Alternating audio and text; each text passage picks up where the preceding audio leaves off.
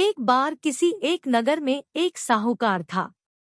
उसके घर में धन की कोई कमी नहीं थी, लेकिन कोई संतान न होने के कारण वह बहुत दुखी था। संतान प्राप्ति के लिए वह हर सोमवार को व्रत रखता था और पूरी श्रद्धा के साथ शिव मंदिर जाकर भगवान शिव और माता पार्वती की पूजा करता था। उसकी भक्ति देखकर एक दिन मां पार्वती प्रसन्न होकर भगवान शिव से साहूकार की मनोकामना पूर्ण करने का निवेदन किया। पार्वती जी के आग्रह पर भगवान शिव ने कहा कि हे पार्वती, इस संसार में हर प्राणी को उसके कर्मों का फल मिलता है और जिसके भाग्य में जो हो उसे भोगना ही पड़ता है। लेकिन पार्वती जी ने साहूकार की भक्ति देखकर उसकी मनोकामना पूर्ण करने की इच्छा व्यक्त की। माता पार्वती के आग्रह पर शिवजी ने साहूकार को पुत्र प्राप्ति का वरदान तो दिया, लेकिन उन्होंने बताया कि यह बालक 12 वर्ष तक ही जीवित रहेगा। माता पार्वती और भगवान शिव की बातचीत को साहूकार सुन रहा था, इसलिए उसे ना तो इस बात की खुशी थी और ना ही दुख। वह पहले की भांति शिवजी की पूजा करता रहा। कुछ समय के बाद साहूकार की पत्नी ने एक पुत्र को जन्म दिया। जब वह बालक 11 वर्ष का हुआ तो उसे पढ़ने के लिए काशी भेज दिया गया। साहूकार ने पुत्र के मामा को बुलाकर उसे बहुत सारा धन देते हुए कहा कि तुम इस बालक को काशी विद्या प्राप्ति के लिए ले जाओ। तुम लोग रास्ते में यज्ञ कराते जाना और ब्राह्मणों को भोजन दक्षिणा देते हुए जाना। दोनों मामा भांजे इसी तरह यज्ञ कराते और ब्राह्मणों को दान दक्षिणा देते काशी नगरी निकल पड़े। इस दौरान रात में एक नगर पड़ा जहां नगर के राजा की कन्या का विवाह था, लेकिन जिस राजकुमार से उसका विवाह होने वाला था वह एक आंख से काना था। राजकुमार के पिता ने अपने पुत्र के काना होने की बात को छुपाने के लिए सोचा क्यों न उसने साहूकार के पुत्र को दूल्हा बनाकर राजकुमारी से विवाह करा दूं।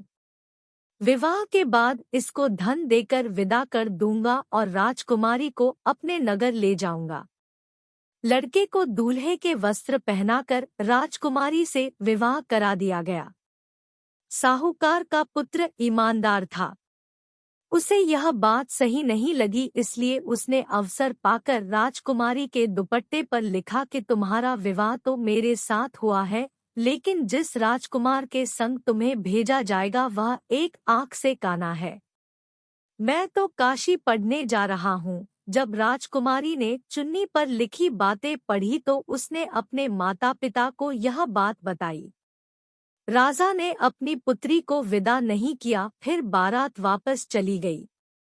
दूसरी ओर साहूकार का लड़का और उसका मामा काशी पहुंचे और वहां जाकर उन्होंने यज्ञ किया।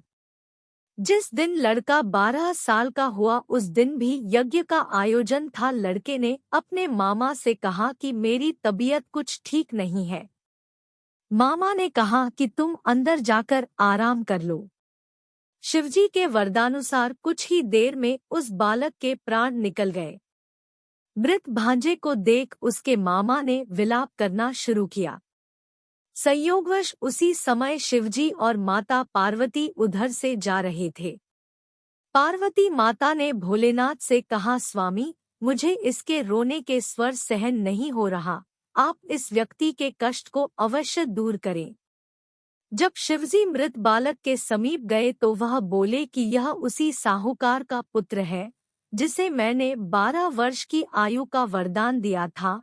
अब इसकी आयु पूरी हो चुकी है। लेकिन मातृभाव से विभोर माता पार्वती ने कहा कि हे महादेव, आप इस बालक को और आयु देने की कृपा करें, अन्यथा इसके वियोग में इसके माता पिता भी तड़पड़ कर मर जाएंगे।